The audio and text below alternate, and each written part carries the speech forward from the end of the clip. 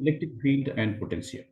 Two charges 10 microcoulomb and minus 10 microcoulomb are placed at points A and B separated by a distance of 10 centimeter. Find the electric field at a point P on the perpendicular bisector of AB at a distance of 12 centimeter from its pin. So here, this is the midpoint. This point is 12 centimeter. Here charge plus 10 microcoulomb is placed, and here charge minus 10 microcoulomb is placed. So due to this charge, electric field will be in this direction. Suppose it is E1, and due to negative charge, field will be in this direction, E2. Now we take components. So here this angle is theta. So in this direction, it will be E1 cos theta, and in perpendicular direction, it will be E1 sin theta. Similarly, for this field component will be E1 cos theta in this direction. So it will be E2 cos theta, and here it will be E2 sin theta downward. Since magnitude of E1 and E2 both are same, let's see how. Here charges are same, and we don't have to consider the sign while calculating the magnitude. So it will be 9 into 10 to the power 9 into charge 10 microcoulomb, 10 into 10 power minus 6, divided by separation. It will be 13 centimeter, because this is 5, this is 12. So 0.13 squared. So we can say that net field will be equal to E net will be twice of E. This is suppose E, twice of E cos theta. So we put values 2 into 9 into 10 to the power 9 into 10 into 10 to the power minus 6 divided by 0.13 square times cos theta. Cos theta here, this angle will be theta, this angle will be theta. So here base is 5 and hypotenuse will be 13. So 5 by 13. Here it is not necessary to convert into meter because it is ratio. So even if you write 10 power minus 2, 10 power minus 2, so they will get cancelled. So we can simplify it. So we will get 4.6 into 10 to the power 6 Newton per coulomb, which is our answer. Consider second question. A ring of radius A has charge Q distributed uniformly over its length. Find the electric field at a point on the axis of the ring at a distance x from the center of the ring. This is a ring which contains charge Q throughout its periphery, and this is center of the ring. Its radius is A. This is a point where electric field is to be found. If we consider one small element dl here, so due to this, electric field will be directed in this direction. So if we take the components, cos theta component will be in this direction and sin theta component will be in this direction. Now again, we consider another point diametrically opposite. So its field will be like this. So its a sin theta component will be like this, and cos theta component will be again in the same direction. So we can say the electric field at point P will be due to addition of all cos theta components. So here, since it is a ring, so we have to integrate to get total field at this point. So E will be equal to integration dE cos theta, and here cos theta will be base upon hypotenuse. So we can find it, but let's write dE. So suppose charge at this point is dq, and we will define it. So dq divided by 4 pi epsilon naught times separation square. So r will be a square plus h square, and this is dq upon 4 pi epsilon naught a square plus x square times cos theta, and cos theta will be x upon root of a square plus x square. So we can take these things out. And as far as dq is concerned, we know that q charge is distributed over 2 pi a. So charge density lambda we can find. So q divided by 2 pi a. If we consider length dl, so that will contain charge lambda times dl, which is taken as dq. So Here we write lambda times dl. So it will become q upon 2 pi a into x into dl divided by 4 pi epsilon naught times a square plus x square whole power 3 by 2.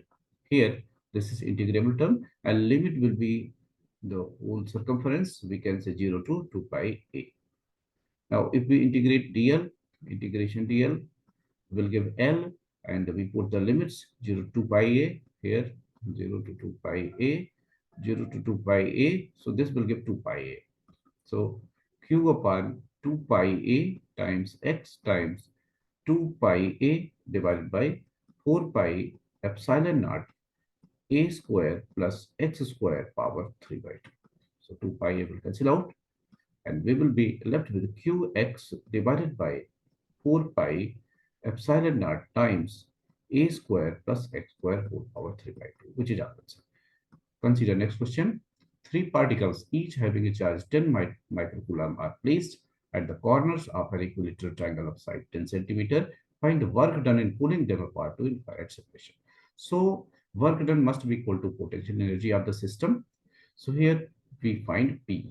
Since each charge is same, so we assume them Q and separation is also same.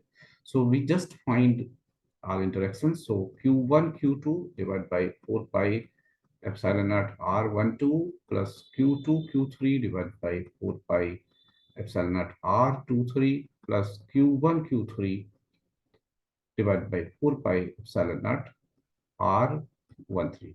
Here Q1, Q2 is same, R12, R23, R13 all are same. So we can write it 3 times QQ divided by 4 pi epsilon naught R. We put the values 3 times 10 into 10 into 10 power minus 12 times 9 into 10 to the power 9 divided by separation 0.1. If we evaluate it, we will get 27 joules. So 27 joule work must be done to separate these all charges to infinite distance. Let's consider question number 4. Two charges 10 microcoulomb and 20 microcoulomb are separated by a distance of 2 centimeter.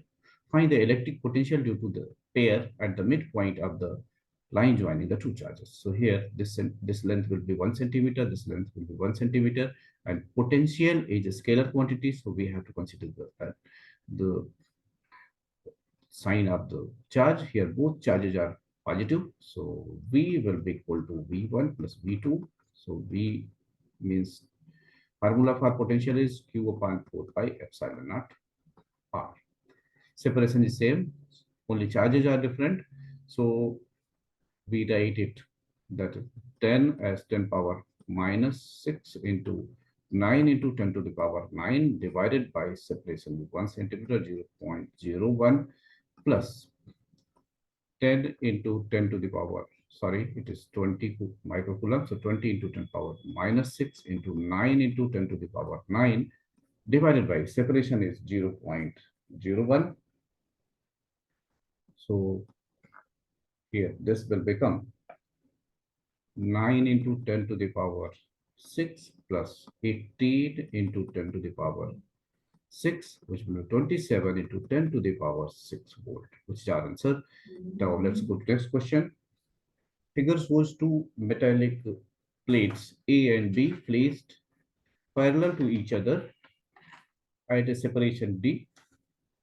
A uniform electric field E exists between the plates in the direction from plate B to plate A. Find the potential difference between the plates. So here we assume that A is at origin and B is along x-axis. So let's draw it like this so that thing may become clear. So this is at x equal to 0 and this is at x equal to D. This is plate B, this is plate A, and the electric field is directed in this direction as shown. So here distance will be in this direction. So we find VB minus VA. And we know that potential difference is negative gradient. So electric field is negative gradient of potential dV upon dr.